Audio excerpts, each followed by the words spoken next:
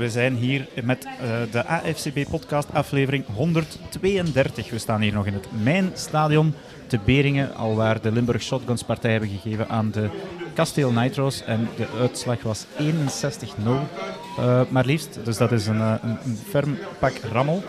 Bij ons, and we'll switch to English right now, because with us is the winning quarterback, Jabari Harris. Congratulations. Thank you. It was your debut here in the home stadium, 61-0. How did it feel out there?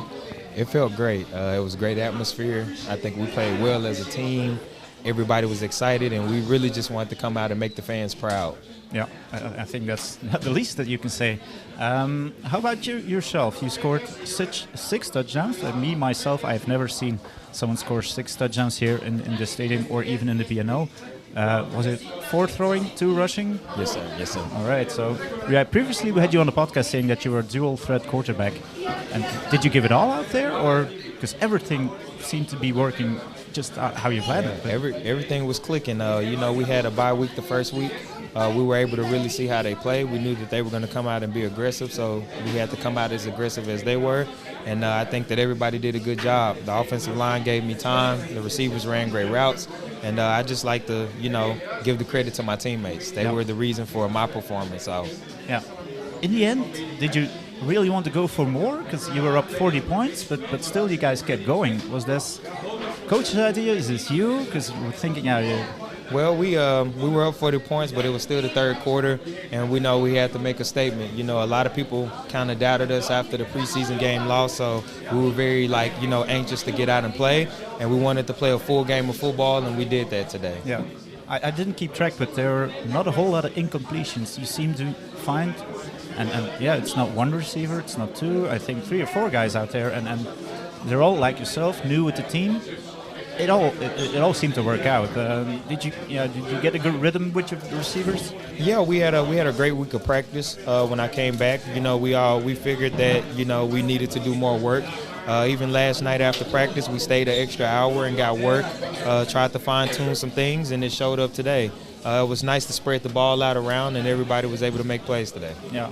Also, the offensive line, they gave you a lot of time because you're really you got some time. But you're a real natural thrower as well.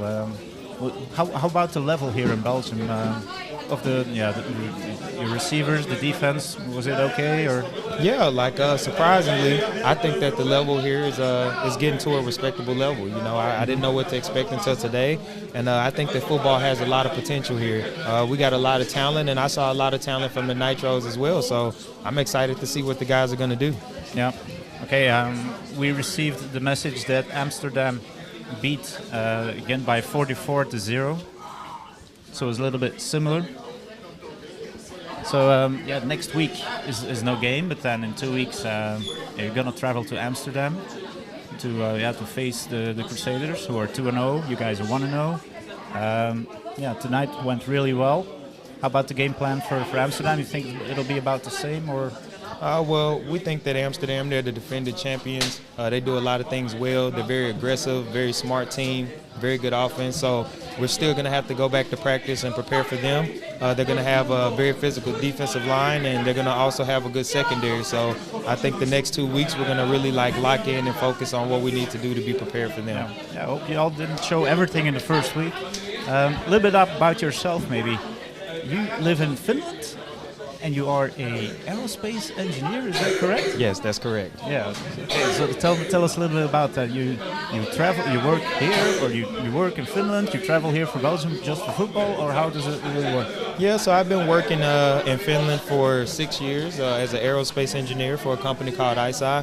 We're building micro satellites for Finland, and I've been doing that for 6 years. And this year I decided that I wanted to see something different. So once I linked up with Coach Lewis, I decided that I wanted to come to Belgium. And I'm still working in Finland remotely sometimes, but I'm currently with the team here in Belgium for the summer. All right, so you're here for the full ride. Yes, sir. All right. Once again, Jabari, congratulations. We hope to see a lot more from you, like tonight, like we saw tonight. And we hope to see you in Amsterdam in about 2 weeks. For us Belgians, hopefully with a similar, well, not similar score, but a W. Thank you. All right, see you next time. See you.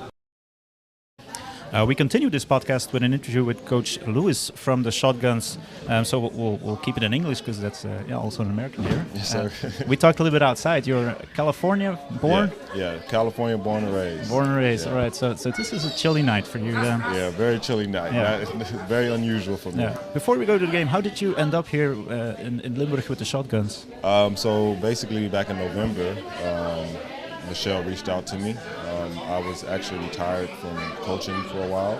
I spent most of my time in Germany in the GFL. Okay. And so for me, it was an opportunity to where I would be able to stay at home, which is Amsterdam, and be close enough to commute to still continue to coach. Okay. So once I got the call, it was really one of those things where, it felt good. I understood what the direction the organization was wanting to go, and it was right up my alley. So. Yep. I pretty much came out of retirement and took the job. Okay. I saw a lot of new faces tonight compared to last year's Shotguns team. Yeah. Did you also do some recruiting in those months that you were here? Yeah, definitely. Recruited very, very heavily. I actually do train athletes throughout all of Europe. So I think just with my business, it also allowed me to have those connections with some of these kids. All right. That they knew that they would be able to get developed, here. So yeah. It really worked out well for me. This is my first head coaching job. So the opportunity was really something that I had to take by the horns. Yeah. Okay. So about tonight's game, you had a preseason game when you played Rotterdam. Right. I was not here myself, but I was told we don't know yet about these Shotguns this year. New team, new coach. It still has to gel a little bit. But tonight was really obvious that you didn't put it all out there that game. Yeah, definitely. No, we definitely didn't. For me, what's big is development. I really, here in Europe, it's a bit different from America, so I really am still into the development phase. Yeah. So for the game against Rotterdam, we actually played some of my third and fourth string guys in the second quarter. So it was definitely early, it was premature. I didn't want to really risk any injuries or anything like that to our starters. So I really wanted to kind of see what guys could do because, again, like you said, it's a lot of new faces. So I didn't really quite know who could do what.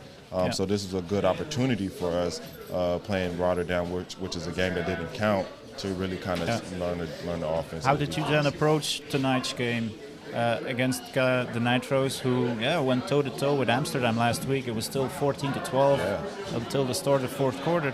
Yeah. But you guys annihilated them.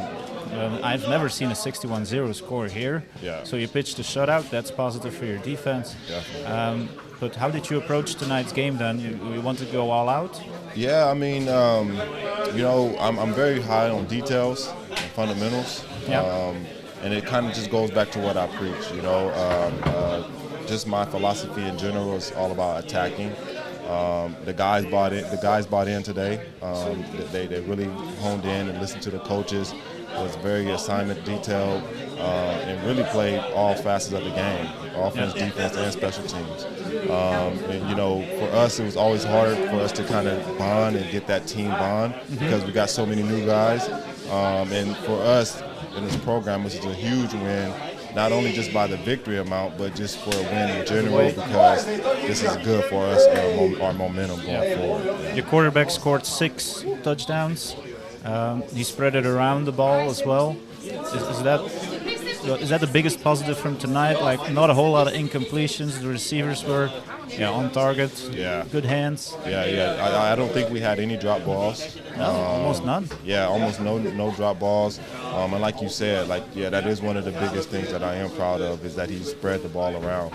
I've always kind of been coaching him just to kind of hey, trust it. Don't stick on a guy. I know you might like a guy to throw to, but go through your progressions and read because that's the next level. And he's here, he's working hard. He's one of our hardest workers, and he's a great leader. So I'm proud of him. He looks like a great guy. We just interviewed him. Yeah. Great leader. He has the physical traits.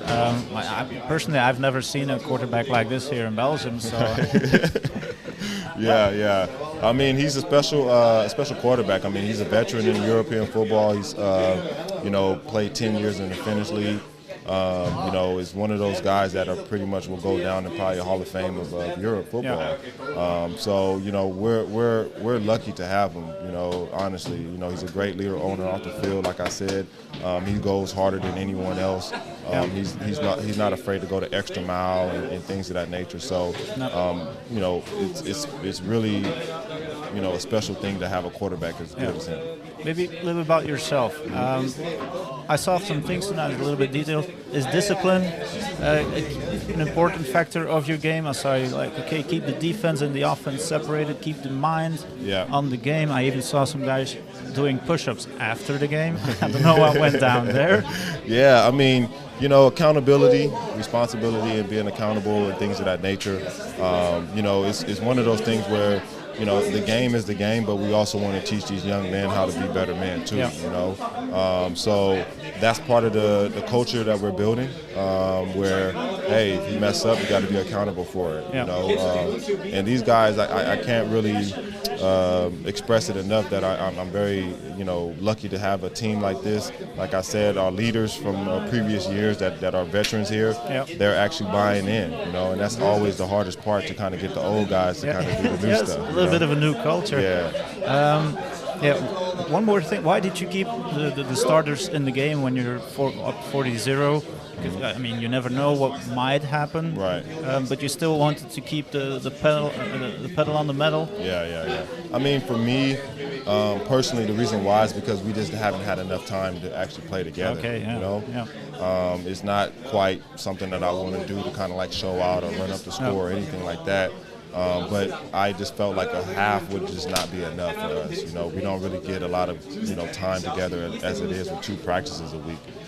So I wanted to kind of get these guys a little more reps together, and also just kind of get that momentum going, you know, and show these guys that they have the confidence and build their confidence up. Well, coming from a 61-0 victory, you travel to Amsterdam now in 2 weeks. That'll be already a big game. It's all on tape, of course, what you did tonight. How do you look forward to this game? You know, it's one of those games where, of course, you know, they won the BNL last year. They've always been a powerhouse in the Dutch league. So I'm excited about it. I actually coached there. You know the field. You know the coaches still. Yeah, I know all the coaches. I actually was a part of the Crusaders in 2018 as an offensive coordinator.